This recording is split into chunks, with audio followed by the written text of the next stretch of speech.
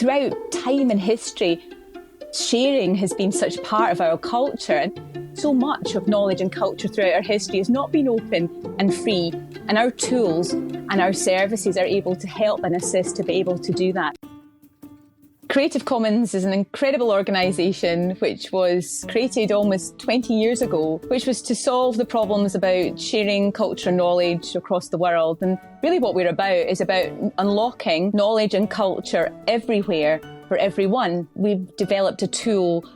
called CC Search, which allows not just that we can allow culture and knowledge to be freed so that it can be shared and reused and remixed, but also it can be discovered. And this is something new to us, and this is something where technology has enabled us to make even more of a difference.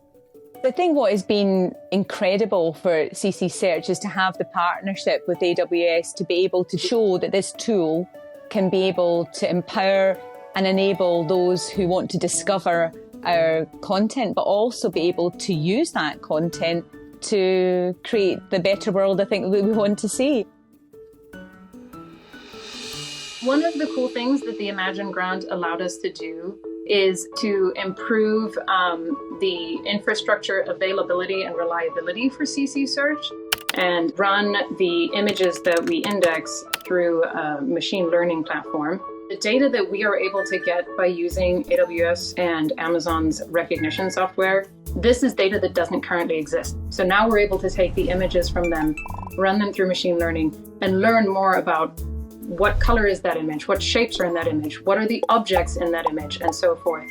And we're not only able to use it to improve our own search results, but our API is completely open, and therefore we're able to give this data back to the broader common ownership. So for instance, the Smithsonian could go through a feedback loop with the CC Search API and pull this metadata back into their database and then build on it for their own internal use as well. So it serves a broader collective good.